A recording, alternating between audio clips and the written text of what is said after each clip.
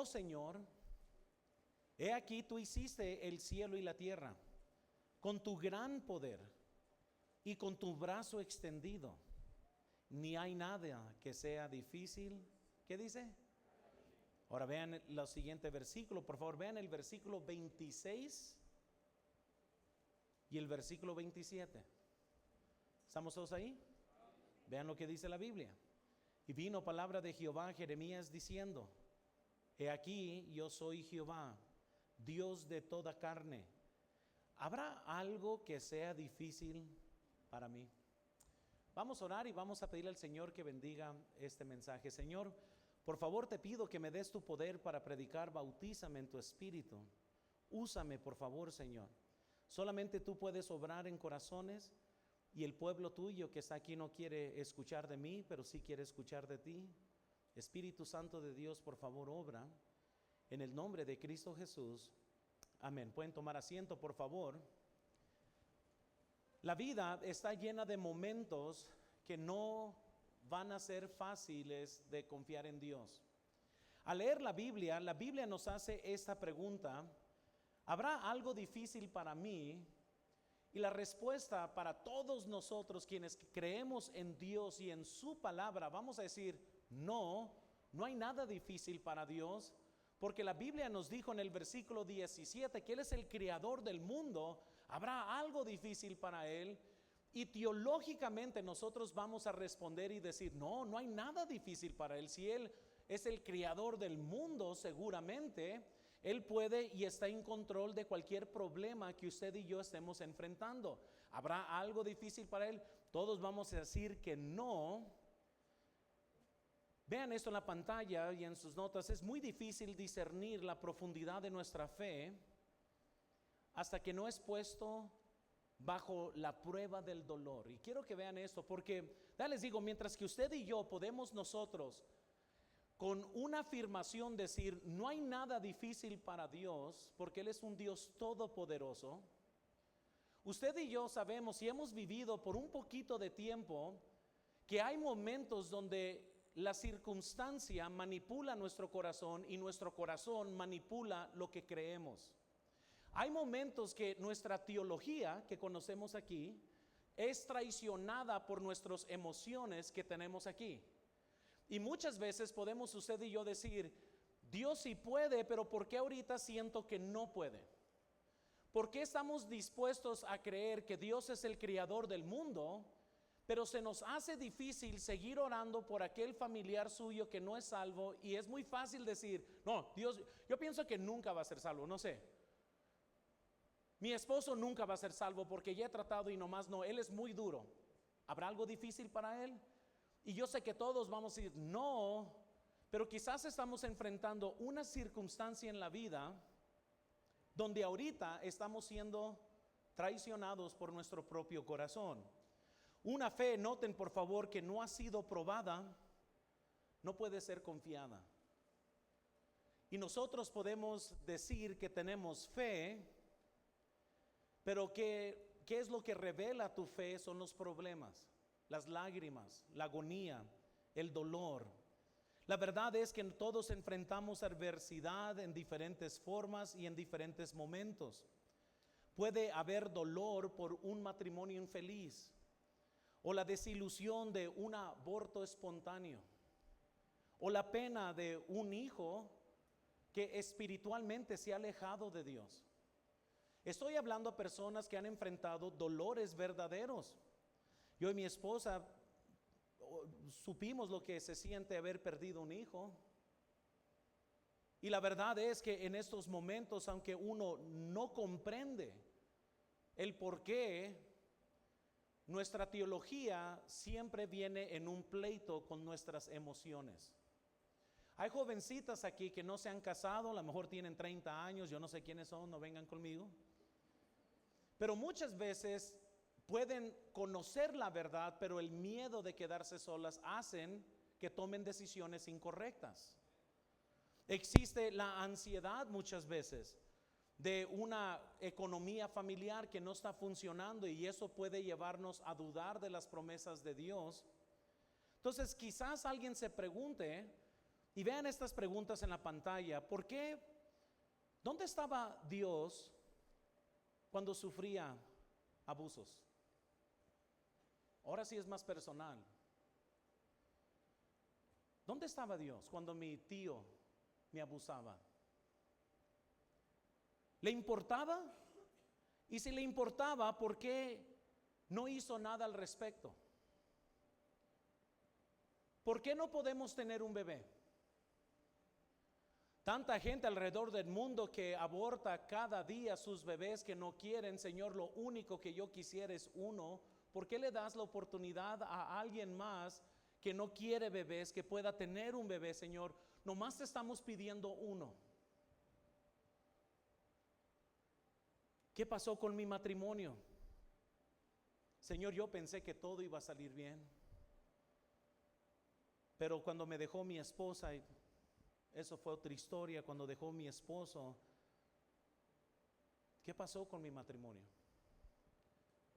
¿Por qué Dios permitió que esto pasara? ¿Por qué nació mi hijo con una discapacidad? He visto tantas familias cansadas, deseando poder cambiar la lucha que sus hijos tienen y poderlas tomar propiamente. Muchas veces la pregunta es, ¿por qué a nosotros? ¿Por qué me despidieron de mi trabajo? ¿Por qué todos los que conozco que están casados y yo sigo sola?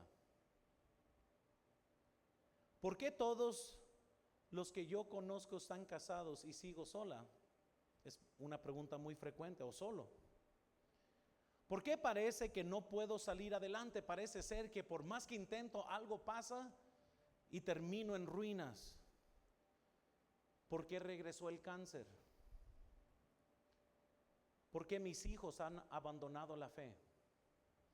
Estas preguntas que he puesto en la pantalla no son preguntas hipotéticas, son preguntas que se me han hecho a mí personalmente.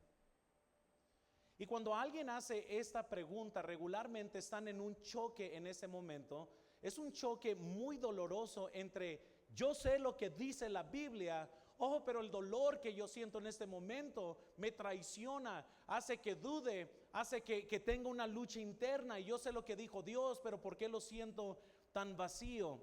El autor Rick Warren dijo lo siguiente, está en sus notas si quiere seguirme, dice, no son las exigencias normales de la vida que nos desbaratan, sino las sorpresas dolorosas. Nos encontramos luchando batallas en una guerra que nunca declaramos y llevando cargas por razones que no entendemos. No estoy hablando de cosechar lo que sembramos, porque la mayoría de nosotros somos lo suficiente inteligentes como para saber cuándo y por qué sucede eso. Si rompemos las reglas, tenemos que aceptar las consecuencias. Pero a veces suceden cosas, incluso cuando no las rompemos. Cuando la vida nos da estas sorpresas dolorosas, comenzamos a hacer preguntas. Nos preguntamos si tal vez nos han engañado. Empezamos a dudar de que la vida tenga algún sentido. A los hijos de Dios les suceden cosas malas. Y cuando suceden estas cosas malas, nuestra respuesta normal es preguntarnos, ¿por qué a nosotros? Todos hemos sido traicionados por nuestros propios sentimientos, todos. ¿Sería usted un hipócrita si estaría dispuesto a decir, no, mi fe siempre ha estado firme sin fallar? Porque todos hemos estado ahí, en la oscuridad de las traiciones que el corazón siempre está dispuesto a brindar, donde las palabras del ser humano no consuelan, donde el ánimo de alguien más hasta te hace enojar. Estos son nuestros momentos donde la teología que conocemos es sabatojada por el dolor. C.S. Lewis dijo lo siguiente, nunca sabes cuánto crees realmente en algo hasta que su verdad o falsedad se convierte en una cuestión de vida y muerte para ti. Hermanos, Antes de la pandemia cantamos en presencia estar de Cristo. ¿Cuántos conocen el himno? Y viene la pandemia y ¿cuántos lo estaban cantando? Amén. No querían estar en la presencia de Cristo. ya cuando era muy real, todo el mundo, mejor hay que estar seguros. Y hermanos, entonces en todos estos momentos nos preguntamos Señor, ¿dónde estás? Y saben, hermanos, que esta es una pregunta muy normal.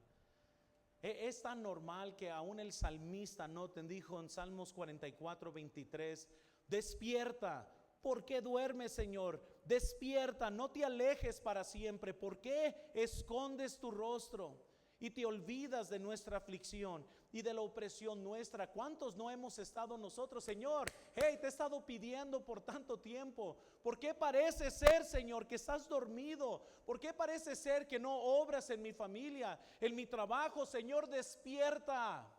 Hace años atrás en los Estados Unidos alguien llamó al 911 para sorprenderse que la persona que contesta estaba dormida. Y ahí se escuchan los ronquidos de la señora. Y no, ayúdame, y estaba dormido. Gracias a Dios que Dios nunca duerme. La cuestión si puedes confiar en Dios es una cuestión muy real, y por eso puse en pregunta, ¿puedes confiar en Dios? Porque yo sé que teológicamente vamos a decir, sí. ¿Habrá algo difícil para Dios? No. Pero cuando estás en problemas, la pregunta es, ¿vas a confiar en Dios? Entonces les quiero enseñar varios principios hoy que nos van a ayudar para poder comprender esta cuestión grandísima, poderosa, y nos vamos a identificar con dos ejemplos y luego vamos a llegar al mero mensaje que tenemos que aprender hoy. Así que vamos a aprender, prepare su cerebro, vamos a irnos bien rápido, pero noten número 1 conmigo. Primero quiero aprender del padre con un hijo discapacitado. Y vamos a aprender esto porque hermanos, en la Biblia podemos ver el dolor, la agonía, lo que está sucediendo. Y vean rápidamente, hermanos, en Marcos capítulo 9, creo que está en sus notas para irnos un poco más rápido. Ahí en su bosquejo, ahí va a encontrar las referencias bíblicas. En Marcos 9, 17 al 18 nos dice, y respondiendo uno de la multitud dijo, maestro, traje a ti mi hijo, que tiene un espíritu mudo, el cual donde quiera que le toma, le sacude y echa espumarajos y cruje los dientes y se va secando. Y dije a tus discípulos que le echasen fuera. Y luego, ¿qué dice lo siguiente? Hermanos, quiero que se imagine esto. Viene un padre con un hijo y él escucha, quizás me pongo a pensar, él está escuchando, alguien está sanando. Y vámonos, porque como todo padre cargado, cuando tiene un hijo enfermo, él estaría dispuesto a cruzar de punta a punta en el mundo para poder traer sanidad a su hijo. Y aquí está el padre, va y dice, bueno, lo llevé a tus discípulos y les dije que lo sacaran y no pudieron. Vean Marcos 9, 21 al 24, ahí están sus hojas también. Jesús preguntó al padre, ¿cuánto tiempo hace que le sucede esto? Y él le dijo, desde niño. Y muchas veces le echa en el fuego y en el agua para matarle, pero si puedes hacer algo, ten misericordia de nosotros y ayúdanos. Jesús le dijo, si puedes creer, al que cree todo le es posible. E inmediatamente el padre del muchacho clamó y dijo, creo, ayuda. Ahí está el choque teológico y emocional. Algo que a lo mejor el cristiano nunca se imagina que puede tener. O sea, creo, pero ¿sabes qué ayuda? Mi incredulidad. ¿Cuántos de nosotros no hemos estado orando, Señor, yo sé que puedes? Y lo estamos, no puedes, no, sí puedes, no. Y el padre aquí estaba por lo menos sincero, porque va y hermanos, y eso es lo curioso, porque quiero que vean la súplica del padre. Y vean esto en la pantalla. La única súplica de este padre fue, pero si puedes hacer algo, ten misericordia. ¿De qué? Ahora, llegamos a Jeremías 32. Yo soy el criador. ¿Habrá algo difícil para mí? La respuesta es no. Pero cuando tienes una carga, cuando has visto a tu hijo sufrir toda su vida, por más conocimiento que tienes, llegas a Jesús y la mejor forma de expresar su dolor, la mejor forma de expresar su agonía, la mejor forma de poder expresar la congoja de toda su lucha, le dice: Señor, si puedes hacer algo. ¿Dios puede hacer algo? Sí puede hacer algo.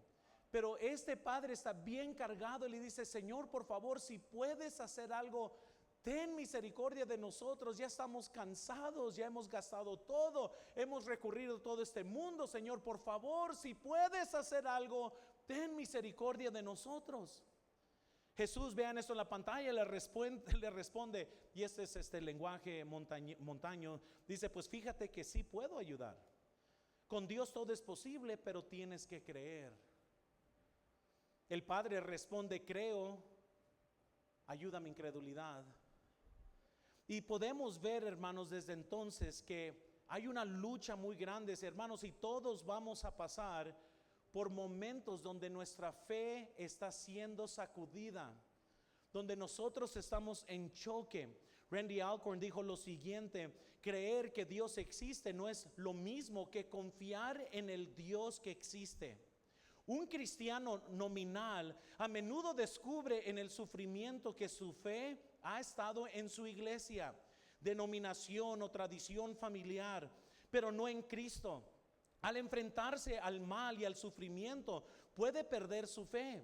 Pero eso es en realidad algo bueno. Siento simpatía por las personas que pierden su fe, pero cualquier fe perdida en el sufrimiento no era una fe que valía la pena conservar. La fe genuina será puesto a prueba, la fe falsa se perderá. Si basa su fe en la falta de aflicción, su fe vive al borde de la extinción. Y si se desmorona debido a la diagnóstico aterrador o una llamada telefónica desmoledora, la fe simbólica no sobrevivirá al sufrimiento, ni debería hacerlo. Entonces les vuelvo a decir, una fe que no ha sido probada no puede ser confiada, porque es en el momento del dolor, de la agonía, de los problemas, que te darás cuenta en verdad qué tipo de fe tienes. Yo he sido avergonzado por mi fe. No todo el tiempo me he parado firme en todo, pero eso me hace ser humano. Y hoy le hablo quizás a muchos que están sufriendo, que tengas fe. A lo mejor no entendemos, a lo mejor el dolor nos confunde, pero Dios está haciendo algo. Entonces aprendemos de un padre con un hijo que ha estado sufriendo toda su vida, y este padre lo único que puede decir: si puedes hacer algo, Señor, ¿podrás hacer algo? ¿Puede, Señor, hacer algo? Pues ten misericordia de nosotros. Ahora aprendemos de un guerrero. Quiero que vean el número 2, por favor. Y ahora quiero que aprendamos de un hombre aterrorizado por un enemigo. Y eso es algo curioso de lo que vamos a aprender, porque nunca aprenderíamos de una guerra de fe que podríamos tener. Y Randy Alcorn dijo lo siguiente: el sufrimiento y el mal ejercen una fuerza que nos aleja de Dios o nos acerca de Él. ¿Y saben por qué? Porque muchas veces nosotros, la misma persona, van a ver, enfrentan el mismo problema, pero los resultados siempre son diferentes. Yo conozco hermanos, aquí les va, que han sido ofendidos por alguien en la iglesia, y unos se quedan y crecen, y la misma ofensa que le sucede a alguien más causa que se vayan. Es el mismo problema, pero la gente responde muy diferente al mismo problema. Muy bien, entonces veamos esto ahora en Jueces capítulo 6, vean en sus notas, cuando vamos a Jueces 6, versículo 11 al 13, la Biblia nos dice: y vino el ángel de Jehová y se sentó debajo de la encina que está en Ofra, la cual era de Joás a Becerrita, y su hijo Gedeón estaba sacudiendo el trigo en el lagar para esconderlo de los medianitas. Y el ángel de Jehová se le apareció y le dijo: Jehová está contigo, varón esforzado y valiente. Dios tiene un sentido de humor. Aquí está Gedeón. Y Gedeón, dice la Biblia, que él está escondido del enemigo, y aparece el ángel de Jehová y le dice: varón valiente. Me imagino que estaba Gedeón, estaba aquí. Yo, o sea, yo me estoy escondiendo. Seguramente estás hablando de alguien más. Pero continúa, noten, versículo 13, Gedeón le respondió: Señor mío. Y aquí va cuando estás pasando por problemas. Noten, vamos a leer todos juntos lo siguiente. Después de ahí: Señor mío, todos juntos, 1, 2 y 3. Si Jehová está con nosotros, ¿por qué nos ha sobrevenido todo esto? ¿Y dónde están todas sus maravillas que nuestros padres nos han contado, diciendo: ¿no nos sacó Jehová de Egipto? Y ahora Jehová nos ha desamparado y nos ha entregado en mano de los medianitas. ¿Sí estamos comprendiendo aquí lo que Gedeón está sintiendo? En realidad nos está diciendo Gedeón, dice: Señor mío, dice, si Jehová estuviera con nosotros, el enemigo nunca hubiera tomado control. Estos problemas no los tuviéramos.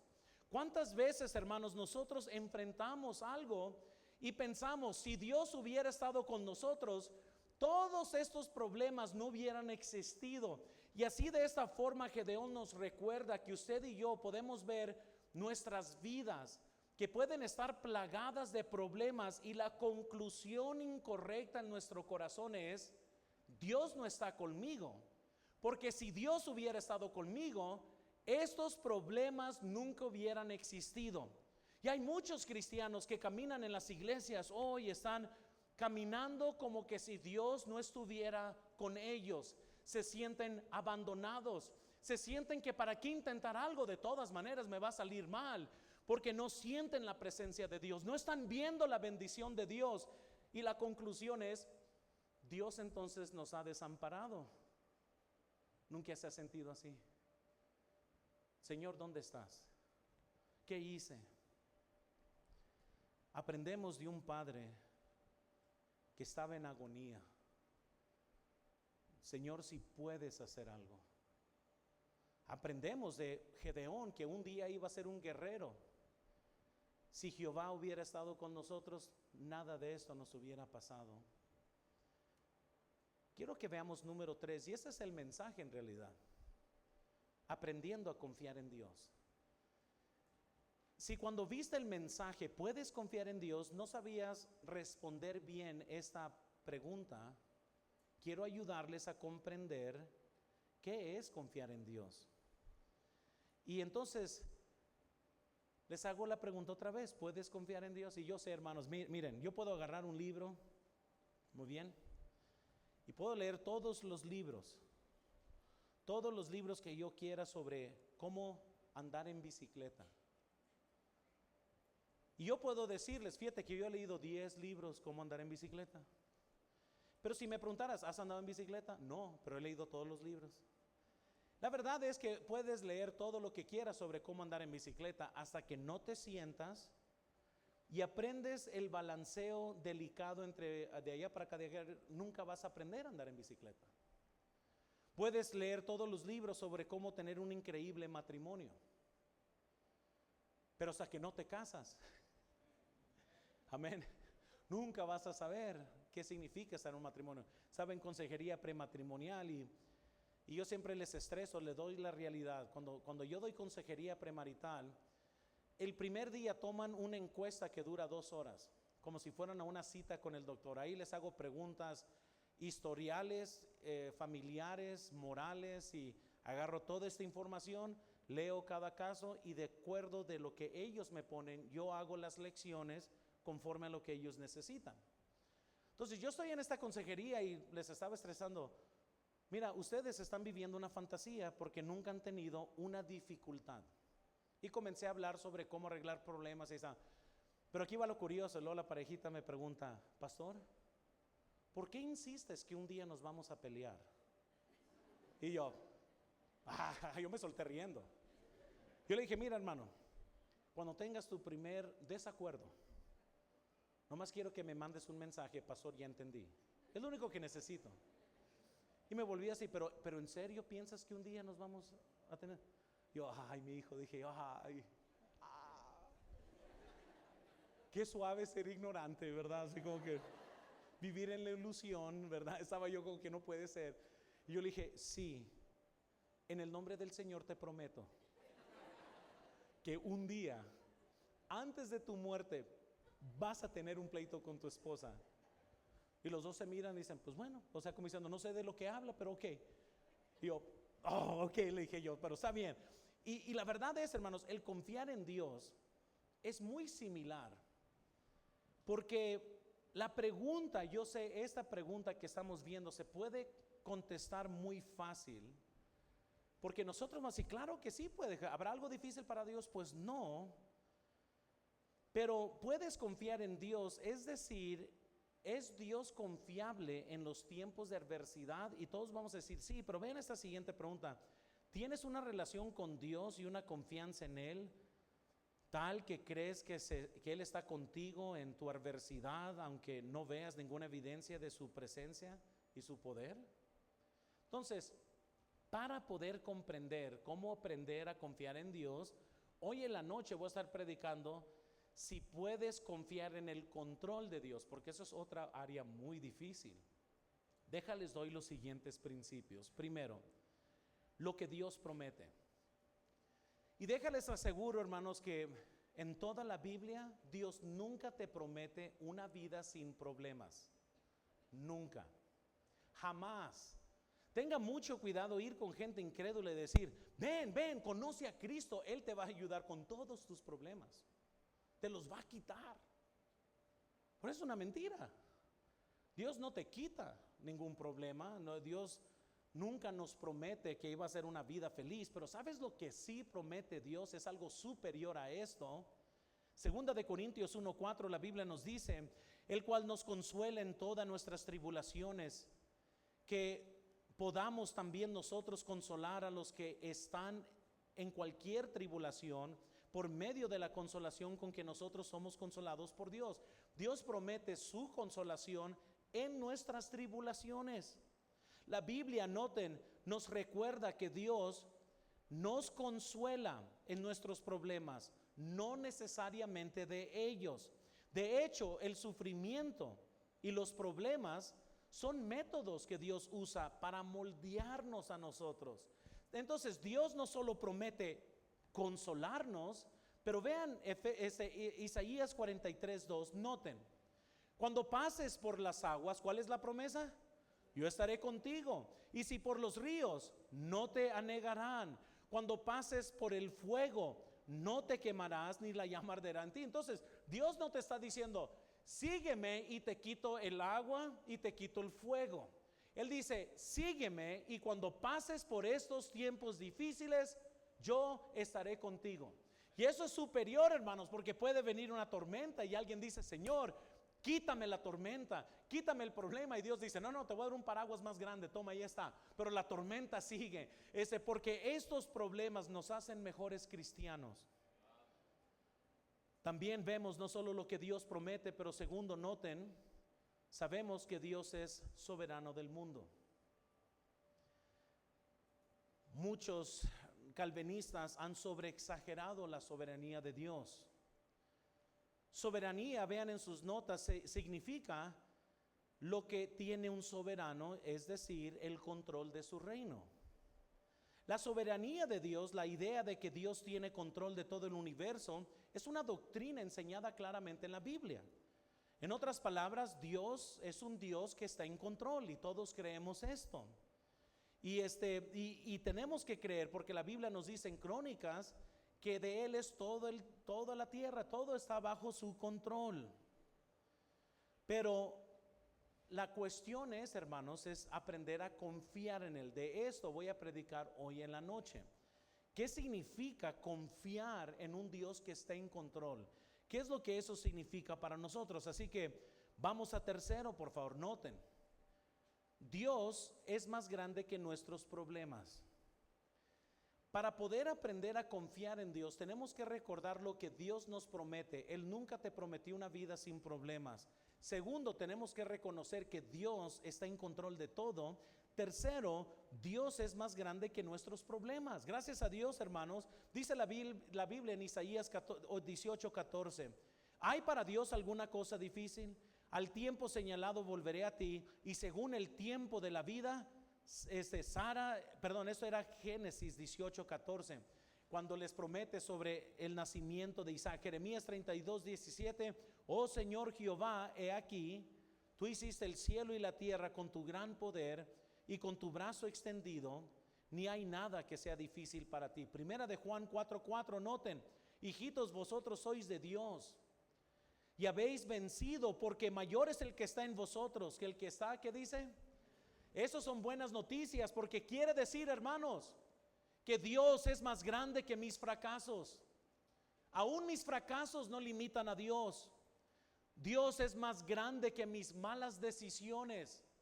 Dios es más grande que toda mala decisión que he tomado. Dios es más grande que mis propios pecados. Dios es más grande. Dios es más grande que mi pasado. Dios es más grande que mi presente. Y van a reconocer que Dios es más grande que aún del día de mañana. Si estamos dispuestos a creer y seguir a este Dios, Él puede hacer una diferencia en tu vida. Pero tantos cristianos que viven hoy derrotados porque no creen que Dios es más grande que sus fracasos. No creen que Dios es más grande que sus malas decisiones. No creen que Dios aún es más grande que nuestros pecados. Dios para ellos no es más grande que su pasado. Viven siempre esclavizados al pasado. Pero vemos cuarto también, noten. Dios obra en los momentos oscuros de nuestra vida. Si vamos a aprender a confiar en Dios, hermanos, nomás recuerda lo que Él te promete. Él te promete estar contigo, no quitarte los problemas. Recuerda que Él es un Dios que está en control de su creación. Recuerda que Él es más grande que cualquier decisión o pecado que pienses que haya arruinado tu vida. Pero Dios, hermanos, que tenemos que reconocer, obra en momentos oscuros. Segunda de Samuel 22:12 dice, puso tinieblas por su escondero alrededor de sí, obscuridad de aguas y de densas nubes. En Salmos 18:11 dice, puso tinieblas por su escondero, por cortina suya alrededor de sí, oscuridad de aguas, nubes de los cielos. En Primera de Reyes 8:12, entonces dijo Salomón, Jehová ha dicho que en él habitaría en la ¿qué? Obscuridad. Si alguna vez voy a entrar a la presencia de Dios, tengo que atravesar muchas veces obscuridad, muchas veces, momentos difíciles que todos vamos a enfrentar. Y quiero terminar con esto, porque quiero que regresen en la noche, porque si no predica muy largo y mejor no vamos a regresar. Quiero terminar con esto y vean en sus notas, la oración hace una diferencia. Entre todo lo que vamos a aprender, que la oración hace una diferencia muy grande. La Biblia nos dice en Filipenses 4:6-7, por nada estéis afanosos, sino que sean conocidas vuestras peticiones delante de Dios, en toda oración y ruego con acción de gracias. Y la paz de Dios, que sobrepasa todo entendimiento, guardará vuestros corazones y vuestros pensamientos en Cristo Jesús. Hermanos, la paz de Dios no se encuentra en la ausencia de los problemas. La paz de Dios se encuentra en la presencia de Dios. Puedes tener miles de problemas, pero si estás en la presencia de Dios tendrás paz. Él es nuestro pastor y solamente Él puede poner nuestra mesa enfrente de nuestros enemigos, porque la paz se encuentra en la presencia de Dios, no en la ausencia de nuestros problemas. Cuando mi hija Sofía tenía 14 años, estamos pasando un tiempo difícil con nuestra hija y ha cerrado su corazón y estaba en luchas entre muchas cosas. Mi hija, Dios le ha dado un gran don a mi hija. Mi hija es una líder natural. Ella, así como es de necia, así también es como líder. ¿Sí me explico? Entonces, personas así o radicalmente son excelentes para el Señor, o pueden ser lo peor de este mundo, porque son duras, porque son para enfrente. Y recuerdo que yo estaba, les digo, para mí, mi familia, yo hago lo que sea para mi familia. Si tengo que cancelar cosas regularmente, mis hijos, cuando yo viajo a diferentes conferencias, regularmente trato de llevarme uno de mis hijos conmigo, que viajen conmigo. Ya que voy a estar fuera de mi casa, trato de discipular a mis hijos mientras que yo estoy viajando, y ellos se pelean a ver quién viene conmigo.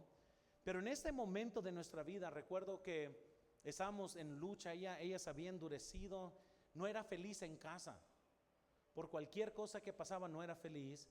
Y cómo nos quebrantaba, nosotros estamos tratando de ver cómo le hacemos, porque no hay manual que nos dice qué hacer. Muy bien, estamos nosotros en esta lucha. Y recuerdo, tuvimos nuestra conferencia de la familia.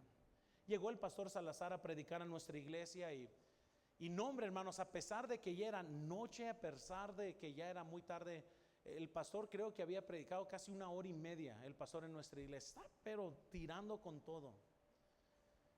Y de repente da la invitación, y pues todo el altar está lleno, todo el altar. Y yo estaba orando y buscando a mi hija, porque a mí no, en ese momento nada me importa, mis hijos me importan. Entonces yo estaba viendo todo, si no veía a mi hija, yo estaba con que, ay Señor, no obraste en mi hija. Llegamos a la casa esa primera noche, y yo, después de llevarlo a cenar y todo eso, pues yo ya voy llegando como a las 12:30, casi 1 de la mañana. Me recuesto y estaba ahí, dije, no puedo dormir porque seguía bien cargado con mi hija.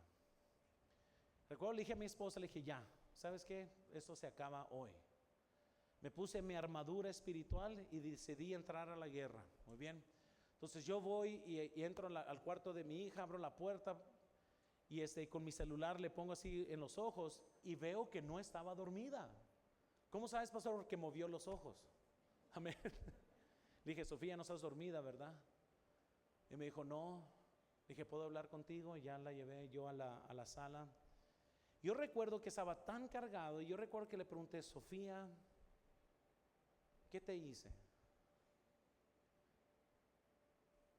Nomás esa pregunta, ¿qué te hice? Yo le dije lo siguiente, le dije, Sofía, yo estaría dispuesto a caminar todo este mundo solamente para verte que estés bien con Dios. ¿Qué está pasando? ¿Qué te hice? Hago lo que tú quieras. ¿Qué quieres? Y de repente comienza a llorar. Comenzó a llorar y comenzó a decir, papá, esto es mi culpa. No, le dije, Sofía, yo estoy hablando porque quiero que estés bien. ¿Qué está pasando? No, papá, dice, no. Y ella comenzó a llorar mucho, comenzó a llorar. Soy yo sé que yo estoy mal, y Dios quebró su corazón. Es algo increíble. Oramos juntos y comenzamos a ver un cambio drástico, así drástico de ese punto en adelante. Pero recuerdo estar tan agradecido cuando yo me fui a dormir. Dije, Señor, gracias porque abriste el cielo un ratito.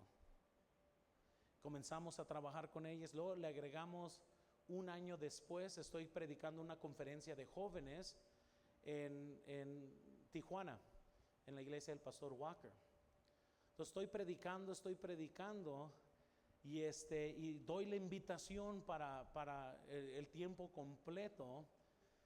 Y hermanos, cientos de jóvenes, estaba lleno, porque era la primera conferencia después de la pandemia, así que estaba hasta tupido, todo el mundo quería salir de su casa.